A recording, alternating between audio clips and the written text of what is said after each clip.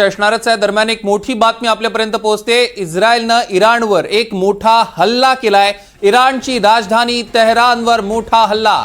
तेहरानसह अनेक ठिकाणी हल्ले झाल्याची माहिती आहे। इराणनं इस्रायलवर प्रतिहल्ला देखील आता सुरू केलाय। संपूर्ण इस्रायलमध्ये आता सायरन वाजण्यास सुरुवात झालेली आहे। लोकांना शेल्टरमध्ये जाण्याचे इस्रायल सरकारनं आदेश दिलेले आहेत। या क्षणाची सगळ्यात मोठी आणि महत्त्वाची बातमी आपण बघतोय। इस्रायलनं इराणवर मोठा हल्ला केलाय आणि इराणनं सुद्धा इस्रायलवर आता प्रतिहल्ले सुरू केलेले आहेत। इराणची राजधानी तेहरानसह अनेक ठिकाणी हल्ले झाल्याची माहिती आपल्यापर्यंत पोहोचते आणि सध्या संपूर्ण इस्रायलमध्ये सायरन वाजायला सुरुवात झालेली आहे। लोकांनी शेल्टरमध्ये जावं असे आदेश इस्रायल सरकारनं दिलेले आहेत। इस्रायलमधली थेट दृश्य एनडीटीव्ही मराठीच्या स्क्रीनवर आपण बघतोय। तेहरानसह अनेक ठिकाणी हल्ले झाले, त्यातल्यापैकी काही दृश्य आपल्या टेलिव्हिजन स्क्रीनवर इस्रायलनं जो हल्ला केला त्याची दृश्य आपण बघतोय। इस्रायलचा इराणवर मोठा हल्ला आणि आता हल्ले प्रतिहल्ले व्हायला सुरुवात झालेली आहे। इराणची राजधानी तेहरानवर हा मोठा हल्ला करण्यात आलेला आहे। या क्षणाची सगळ्यात मोठी बातमी आपण बघतोय। सतीश ढगे आपल्यासोबत जोडले गेले आहेत। सतीश सर, एकूणच कसं बघताय या सगळ्या युद्धजन्य परिस्थितीकडे? नक्कीच सौरभ, पश्चिम आशियामध्ये मागच्या काही दिवसांमध्ये ज्या प्रकारची स्फोटक परिस्थिती बनली होती, तर असा काही प्रकार त्या ठिकाणी होईल अशी अपेक्षा होतीच। पण अमेरिकेच्या हल्ल्याच्या ऐवजी आता अमेरिकेचा अत्यंत जवळचा मित्र इस्रायलनं अशा प्रकारचे प्रिएम्प्टिव्ह स्ट्राईक्स केले, अशा प्रकारच्या बातम्या येत आहेत। आणि इराणची राजधानी तेहरानच्या आसपास आपल्याला या चित्रांच्या माध्यमातून पाहायला त्या ठिकाणी मिळत आहेत।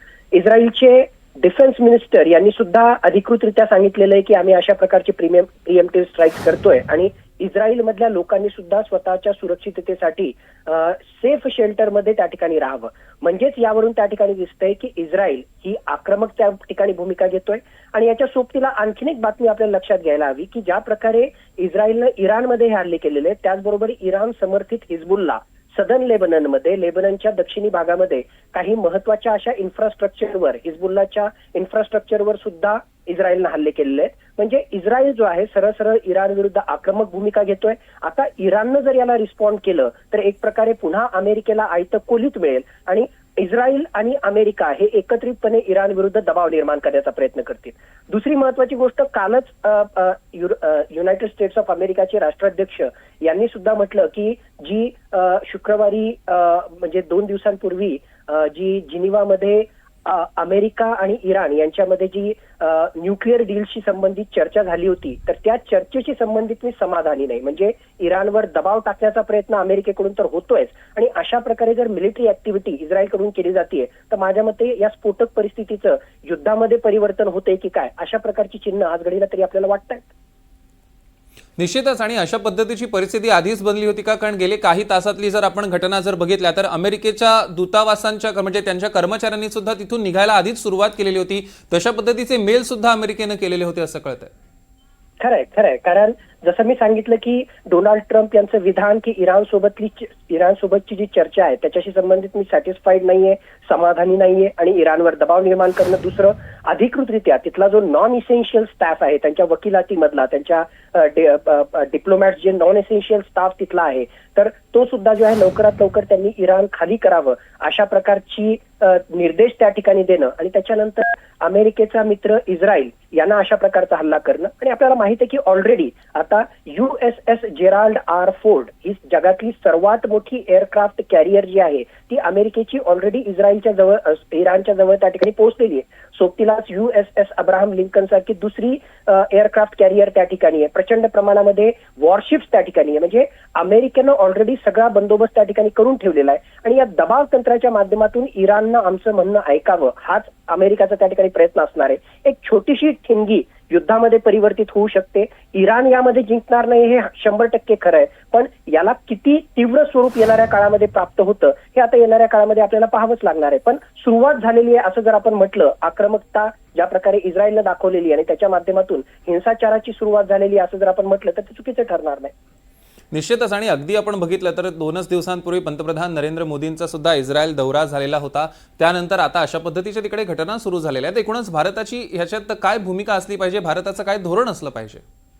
भारताचं या सगळ्या परिस्थितीवर बारकाईने लक्ष आहे, कारण भारताचं जे आहे प्रत्यक्ष अप्रत्यक्ष ही त्याच्याशी जोडलेलं आहे। आपण जसं जाणतो की अरब राष्ट्र हे युद्ध जर त्या ठिकाणी पेटलं तर हा फक्त इराण विरुद्ध इस्रायल किंवा इराण विरुद्ध अमेरिका संघर्ष राहणार नाही, तर इथे इराण जो आहे अमेरिकेचे जे वेगवेगळे बेसेस आहेत, मग ते सौदी अरेबिया असो, त्याचबरोबर इतर अरब राष्ट्रांमध्ये जे त्याचे बेसेस आहेत, कतरमध्ये आहे, त्या ठिकाणी हल्ला करण्याचा प्रयत्न करेल. आणि मग 80 लाखहून अधिक भारतीय या अरब राष्ट्रांमध्ये जे आहे त्यांच्या जीविताविषयी प्रश्न निर्माण होईल, आपल्या एनर्जी सिक्युरिटी विषयी प्रश्न निर्माण होईल. तर नक्कीच जे आहे भारताचं सुद्धा हित त्याच्याशी जोडलेलं आहे. म्हणून भारत या सगळ्या गोष्टींकडे जे आहे लवकरात लवकर पीसफुल मार्गानं हा संघर्ष कसा निवळेल यासाठी भारताचा सुद्धा प्रयत्न असेल. निश्चितच. आणि सतीशजी, आपण बघतोय अमेरिका ह्याच्यात काय भूमिका घेईल, कारण एकीकडे तुम्ही म्हणताय की अमेरिकेला एकतर एकीकडे आयतं खोलीत हातात मिळाल्यासारखं झालंच आहे, पण दुसरीकडे ट्रम्प सातत्यानं दावे करतायत की मी शांतिदूत आहे, मी सगळीकडची युद्ध थांबवण्याचा प्रयत्न करतो.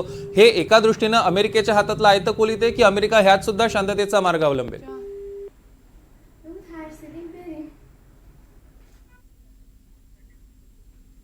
तर काही तांत्रिक कारणांमुळे सतीशजी यांचा आपल्याशी संपर्क तुटलेला आहे. दरम्यान ही आपण दृश्य बघतोय, ही ताजी दृश्य एनडीटीव्ही मराठीच्या स्क्रीनवर. तेहरानसह अनेक ठिकाणी हल्ले झालेले आहेत. इस्रायलचा इराणवर मोठा हल्ला, इराणची राजधानी तेहरानवर हा मोठा हल्ला झालेला आहे. ही दृश्य एनडीटीव्ही मराठीच्या स्क्रीनवर आपण बघतोय कशा पद्धतीनं आता हल्ले प्रतिहल्ले करण्यास सुरुवात झालेली आहे. अतिशय मोठी बातमी या क्षणाची आपण बघतोय. आणि कालच आपण बघितलं तर आता अशा पद्धतीनं अमेरिकी दूतावासानं सुद्धा सांगितलं होतं, तिथल्या कर्मचाऱ्यांना परत त्यांनी बोलावलं होतं. सोबतच अमेरिकेनं इराणमध्ये असलेल्या, इस्रायलमध्ये असलेल्या आपल्या लोकांना सुद्धा कालच परत बोलवण्यास सुरुवात केली होती. आणि त्यानंतर बरोबर आज इकडे पुन्हा एकदा युद्धजन्य परिस्थिती निर्माण झालेली आहे.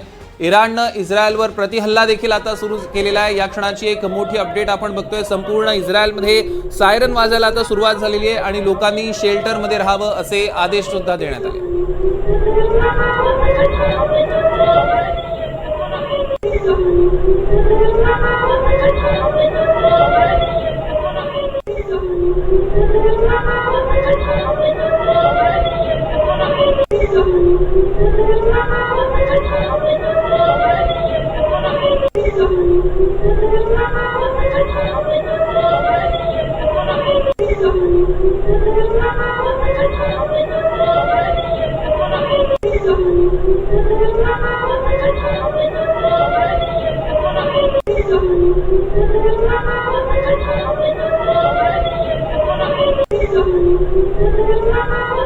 तर युद्धाच्या उंबरठ्यावर आहे हे असं आपल्याला म्हणावं लागेल, कारण कशा पद्धतीने इराण आणि इस्रायल आता हल्ले प्रतिहल्ले सुरू झालेले आहेत. आपण बघतोय इस्रायलमध्ये अनेक ठिकाणी आता मोठ्या प्रमाणात प्रतिहल्ले देखील सुरू झाले. आणि जेव्हा इराणची राजधानी तेहरानवर इस्रायलनं हल्ला केला तेव्हा तेहरानमध्ये अनेक ठिकाणी काळा धुराचे लोळ आकाशाकडे झेपावताना दिसले. अनेक दृश्य आता हळूहळू माध्यमांकडे येत आहेत. आपण कशा पद्धतीनं सगळीकडे बघू शकतोय ही दृश्य.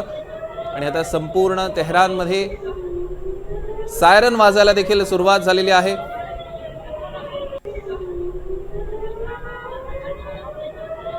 आणि त्यांच्या एअर फोर्सेसने सुद्धा आता या संदर्भातली माहिती दिलेली या क्षणाची एक मोठी बातमी आपण बघतोय. तेहरान मधली दृश्य एकीकडे आपल्या टेलिव्हिजन स्क्रीनवर आपण बघतोय कशा पद्धतीनं इस्रायलनं रॉकेट लॉन्चर्सच्या सहाय्याने रॉकेट सोडलेले आहेत. आणि आता अमेरिका यात नेमकी काय भूमिका घेते हे बघणं अत्यंत महत्त्वाचं ठरणार आहे. इराणनं अनेक जी महत्त्वाची ठिकाणं आहे त्यांना ते आपल्या निशाण्यावर आहेत असं सांगितलेलं आहे. आणि तेहरानमध्ये सुद्धा मोठ्या प्रमाणात आवाज झालेले आहेत, स्फोटांचे आवाज अनेक ठिकाणी झालेले आहेत. आणि इराणवरील हल्ल्याचा एक व्हिडिओ सुद्धा इस्रायलनं जारी केलेला आहे. आणि इस्रायली सेनेनं इराणवर एक एक करून रॉकेट सोडलेले आहेत. आपण काही दृश्यांमध्ये सुद्धा आपण बघू शकतोय कशा पद्धतीने तिथे मोठे स्फोट झालेले आहेत. रॉकेट लॉन्चरनं रॉकेट सोडल्यानंतरचे हे स्फोट. आणि आता इस्रायलमध्ये सगळीकडे सायरन देखील वाजायला सुरुवात झालेली आहे. आणि इस्रायलनं ह्या मिसाईल हल्ले अजून होऊ शकतात अशा पद्धतीची शंका सुद्धा त्यांनी व्यक्त केलेली आहे. त्यामुळे सगळीकडे आता अलर्ट मोडवर लोक शेल्टरमध्ये जायला सुरुवात झालेली आहे. आणि अनेक लोकांनी सुद्धा सांगितलं की जी राजधानी तेहरान आहे तिकडे मोठ्या प्रमाणात स्फोट झाले, धमाक्यांचा मोठा आवाज आला आणि संपूर्ण आकाशात धुराचे लोळ देखील बघायला मिळतात. आपण दृश्यांमध्ये बघू शकतोय. आणि इस्रायलने आता ॲडवायझरी सुद्धा जारी केलेली आहे. सगळ्या लोकांनी आपापल्या सुरक्षित ठिकाणी जावं, शेल्टरमध्ये जावं अशी ॲडवायझरी आता जारी करण्यात आलेली आहे. आपण बघतोय अगदीच युद्धाच्या उंबरठ्यावर असलेले हे दोन्ही देश भारत नेमकी काय भूमिका घेतं बघणं अत्यंत महत्त्वाचं ठरणार आहे, कारण हा फक्त लढा ही युद्धजन्य परिस्थिती फक्त इस्रायल आणि इराणची नाही आहे, तर यामागे परराष्ट्र धोरण सुद्धा अवलंबून आहे. अमेरिकेच्या हातात आयतं खोलीत आलेलं आहे असं आंतरराष्ट्रीय विषयाचे अभ्यासक सतीश ढगे यांनी म्हटलेलं आहे. आणि सोबतच आपण बघतोय भारत नेमकी काय भूमिका घेतं, कारण पंतप्रधान नरेंद्र मोदींचा अगदी 2 दिवसांपूर्वी इस्रायल सोबत ते त्या दौऱ्यावर होते. त्या अनेक करार सुद्धा झालेले आहेत, भेटीगाठी दरम्यान अनेक चर्चा झालेल्या असतील आणि पंतप्रधान मोदी भारतात परतल्यानंतरचा लगेचचा हा हल्ला. रामराजे शिंदे आपले प्रतिनिधी आपल्यासोबत जोडले गेलेत. रामराजे, काय अधिकचे अपडेट्स आहेत? बिलकुल, कारण ज्या मागील काही दिवसापासून घडामोडी चालल्या होत्या आता त्या वेगामध्ये वाढताना दिसत आहेत आणि इस्रायल आणि इराण मधला संघर्ष जो आहे तो वाढताना सुद्धा दिसत आहे की एकीकडून अमेरिकेने इराणला धमकी दिली होती की अणुचाचण्या ज्या आहेत त्या केल्या जात आहेत अशा प्रकारचं धमकी दिली होती आणि त्याच्यामुळं इराणवर प्रतिबंध सुद्धा लावण्यात आले होते. आणि त्याचबरोबर अमेरिकेने सुद्धा ऍडवायझरी जारी केली होती की इराणमध्ये कोणीही अमेरिकन व्यक्तीने थांबू नये. आणि त्यानंतर आता थेट इस्रायलनं सुद्धा आता एक प्रकारचं युद्ध पुकारल्याचं आपल्याला दिसून येतंय आणि त्यामुळे हे हल्ले वाढवलेत इराणवर.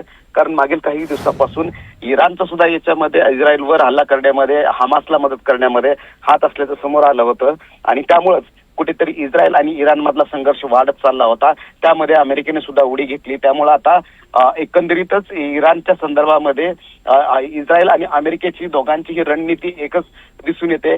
यावर आता इराण कशा पद्धतीनं प्रतिकार करणार ते सुद्धा बघावं लागणार आहे, कारण इराणनं सुद्धा आपल्या सैन्यांना, आर्मीला सज्ज राहण्यासाठी सांगितलं होतं.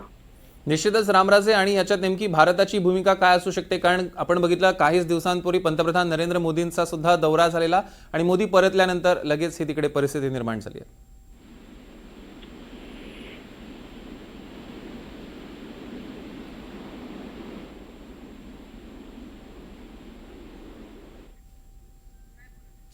तर पुन्हा एकदा काही तांत्रिक कारणामुळे रामराजे यांच्याशी आपला संपर्क होऊ शकत नाहीये. दरम्यान पुन्हा एकदा त्यांच्याशी जोडले जाण्याचा प्रयत्न करूया.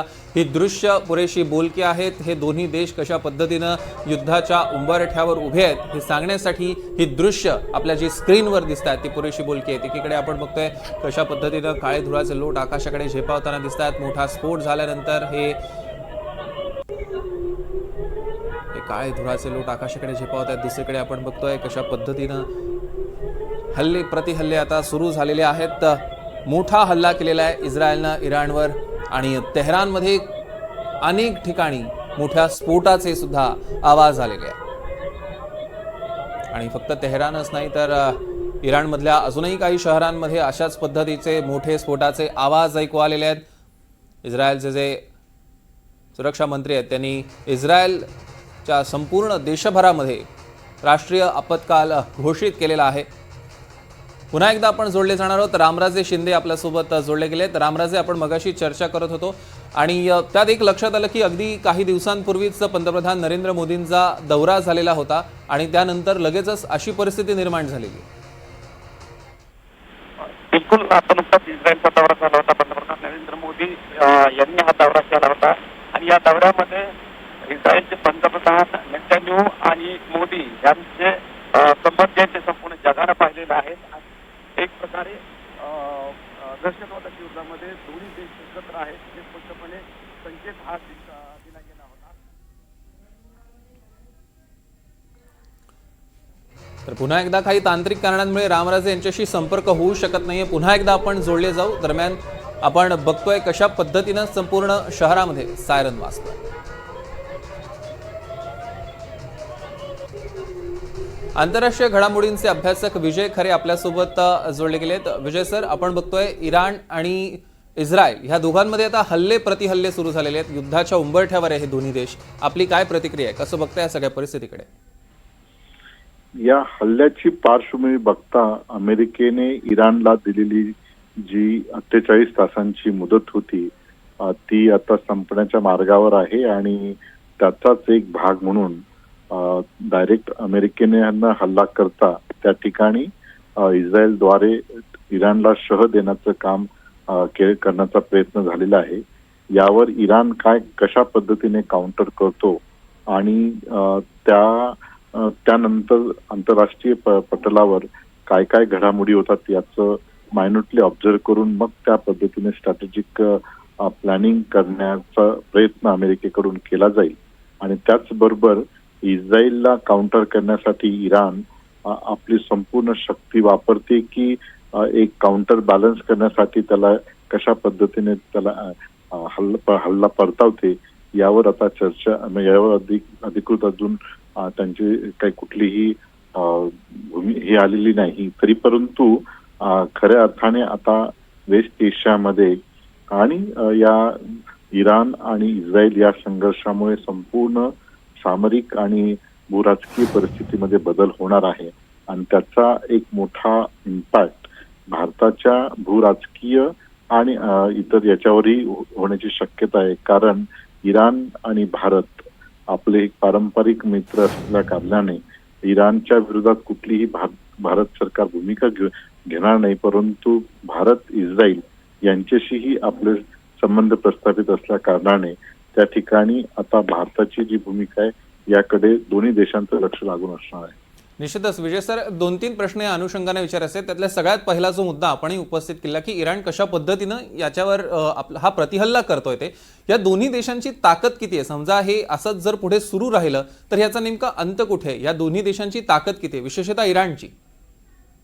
इराणकडे आण्विक शस्त्रांचं जरी अधिकृत आण्विक शस्त्रधारी देश जरी नसेल तरी आण्विक शस्त्र तयार करण्याची त्यांची क्षमता आणि त्याला पाठिंबा रशियाचा असू शकतो, नॉर्थ कोरियाचा असू शकतो, चीनचा असू शकतो आणि त्यामुळे आण्विक शक्तीचा वापर करून त्या ठिकाणी कदाचित इस्रायलवर तो हल्ला होऊ शकतो.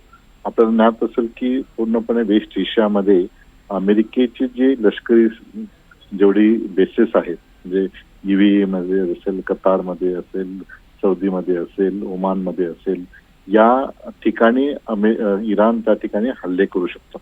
आणि तो जो हल्ला असेल तो केवळ इस्रायलवर नसून तो अमेरिकेच्या वर्चस्वाला एक तो काउंटर हल्ला असू शकतो. आणि म्हणून अमेरिकाही त्या ठिकाणी सावध आहे. म्हणजे ज्या पद्धतीने ओमानमध्ये त्यांनी आपल्या लष्करी बेसिस वर जी प्रिपरेशन अमेरिकेने केली आहे त्याची चाहूल इराणला लागले असल्या कारणाने त्या ठिकाणी आपल्याला असं दिसेल की ही जी ठिणगी आहे अमेरिका आणि इराण आणि इस्रायल याच्यातल्या आजची जी ठिणगी आपल्याला पाहाव्यास म्हणजे याची पार्श्वभूमी गेल्या 2 महिन्यापासून तयार अमेरिकेने केलेली आहे आणि त्याचा हा एक पुढचा टप्पा आपल्याला पाहाव्यास मिळतो आहे. पण सर, ज्या पद्धतीने हे थेट जसं युद्धजन्य परिस्थिती इस्रायल आणि इराणमध्ये दिसते, अमेरिका यामागे पडद्यामागून महत्वाची भूमिका बजावेल असं वाटतं आणि आपल्याला हवं तसं करून घेईल? अमेरिकेने डायरेक्ट पडद्यामागून येण्याचं काही कारण नाही. कारण अमेरिकेने यापूर्वीच जाहीर केलेले आहे की जोपर्यंत अमेरिकेच्या टर्म्स कंडिशन इराण ऍक्सेप्ट करत नाही तोपर्यंत अमेरिका इराण याच्यातले संबंध तसे दुरावतील. अगदी त्याचीच एक रिॲक्शन म्हणून अगदी विजय सर थोडंसं थांबवतो, एक महत्वाची प्रतिक्रिया आपल्यापर्यंत पोहोचते. से ये हमला किया गया है, क्या इसमें कुछ लोगों की मृत्यु हुई है या कोई लोग हताहत हुए हैं, ये अभी पूरी तरीके से पुष्टि नहीं हुई है. हाँ, डैमेज जरूर हुआ है. कई जगहों से, तेहरान से भी ऐसे दृश्य नजर आ रहे हैं जहां पर आग के गुब्बारे जो हैं पूरे आसमान में हम देख सकते हैं. अभी पूरी तरीके से पुष्टि नहीं है ईरानियन मीडिया में भी कि क्या कितनी क्षति हुई है, कितने लोग इसमें जख्मी हो सकते हैं. लेकिन हाँ, प्रीएम्प्टिव स्ट्राइक्स 4 से 5 शहरों में हुआ है, तेहरान में भी हुआ है. और इसके बाद अब देखना होगा कि क्या ये प्रेशर टैक्टिक्स है इजराइल और अमेरिका का या एक खुला जंग छिड़ सकता है.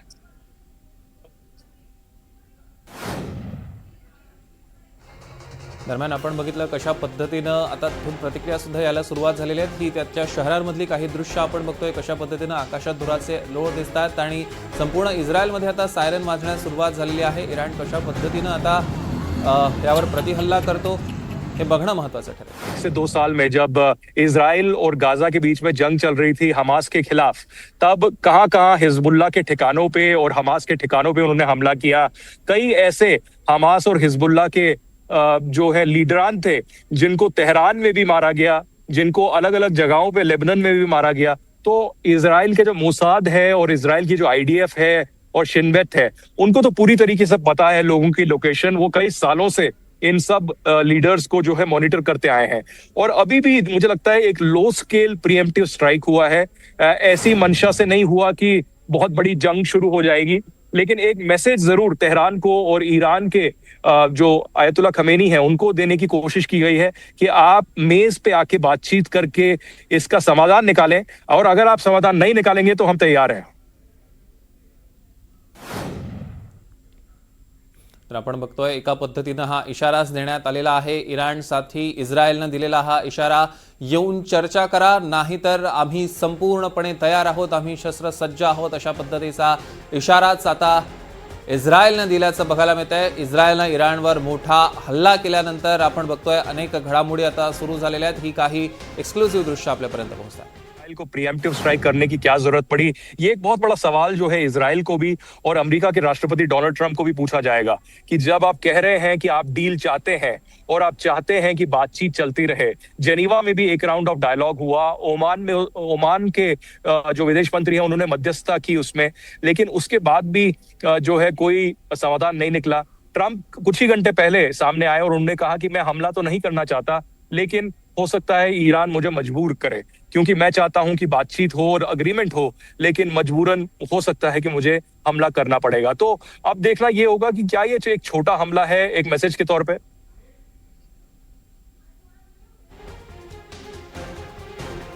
तर तेल अवीवमधनं आपले प्रतिनिधी आदित्यराज कौल आपल्यासोबत जोडले गेलेले होते आणि तिथली परिस्थिती त्यांनी सांगितलेली आहे। कशा पद्धतीनं सध्या तिथे हल्ले झाल्यानंतर काय सध्या परिस्थिती आहे ते त्यांनी सांगितलं आणि अर्थात त्यामागची राजकीय पार्श्वभूमी सुद्धा त्यांनी नीट समजावून सांगितलेली आहे। हा हल्ला होण्याच्या अगदी काही तासांपूर्वीच डोनाल्ड ट्रंप माध्यमांसमोर आले होते। उड़ते हुए देखा करीबन 10 से 15 मिनट पहले, उसके अलावा कोई लैंडिंग या कोई अब जो है टेक ऑफ होते नहीं देखा। मेरे पीछे अगर छोटा सा मैं आपको एक दृश्य दिखा सकूं, यहाँ पर इजराइल का भी जो विमान है वो है, इथोपियन एयरलाइंस का विमान है, और अमेरिका और इजराइल के जो जेट्स हैं एयरफोर्स के वो वहां पर तैनात हैं। और एयरपोर्ट पे भी मैं आपको अगर नजारा देखूं तो एयरपोर्ट के बाहर भी एक बहुत बड़ी लाइन में भीड़ लगी हुई है लोगों की मेन गेट के सामने। वो कोशिश कर रहे हैं पता करने की क्या उनकी जो विमान है वो आज उड़ेंगे कि नहीं। तो हो सकता है कि एयर स्पेस बंद कर दिया गया हो, प्रिकॉशनरी मेजर, क्योंकि जब एक प्रीएम्प्टिव स्ट्राइक होता है ऐसी आशंका लगाई जाती है कि हो सकता है ईरान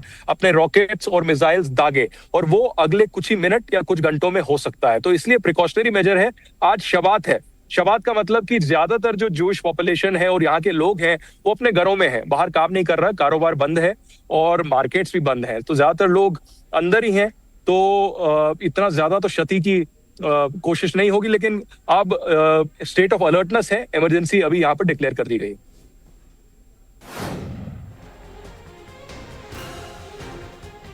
तर आपण बघतोय की आता तेल अवीवमध्ये इमर्जन्सी डिक्लेअर करण्यात आलेली आहे। एअर स्पेस बंद झाल्याची शक्यता व्यक्त करण्यात येते आहे। आपण बघतोय कारण अशा पद्धतीनं हल्ला झाल्यानंतर प्रिकॉशनरी मेजर म्हणून बहुत चहल पहल रहती है इस एयरपोर्ट पे। मैं करीबन 5 बार इजराइल आ चुका हूं और यहाँ पर सामान्य रूप में तो बहुत ज्यादा भीड़ होती है, गाड़ियां भी यहाँ पर रहती हैं पूरी तौर से, लेकिन अभी एक ना एरी काम है, जिसका मतलब कि स्थिति सामान्य नहीं है, एक शांति उस तरीके की है कि कुछ भी हो सकता है। इसलिए हम यहाँ पर कोशिश कर रहे हैं और जानकारी जुटाने का कि क्या हो रहा है, कैसे हो रहा है। लेकिन मेरे पीछे अमेरिकी जेट और इजरायली जेट यहाँ पर मुस्तैदी से तैयार है कि कुछ भी ऐसा कोई बड़ा हमला ईरान अगर करता है तो यहाँ पर जो है प्रीएम्प्टिव स्ट्राइक्स आगे और ज्यादा बढ़ सकती हैं। तो अभी कोशिश ये रहेगी पता करने की कि आगे क्या होता है। लेकिन अभी जो मैं जानकारी आपको दे सकता हूं कि इजराइल का एयर स्पेस बंद कर दिया गया है, स्टेट ऑफ इमरजेंसी डिक्लेयर कर दी गई है, और अभी इजराइल प्रतीक्षा कर रहा है कि ईरान का अब इस प्रीएम्प्टिव स्ट्राइक के बाद क्या रिस्पॉन्स होगा।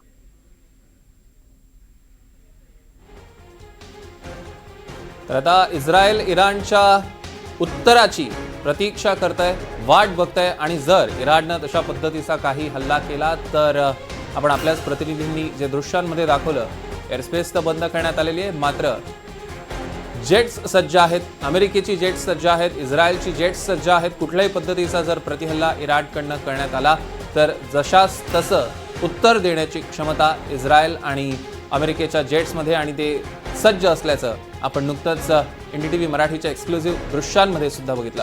सध्याची एक मोठी अपडेट आहे, आपण बघतोय की सध्याची एक मोठी अपडेट, तेहरानवर ड्रोन आणि मिसाईलनं हल्ले करण्यात आलेले आहेत, एअर स्पेस बंद करण्यात आलेली आहे.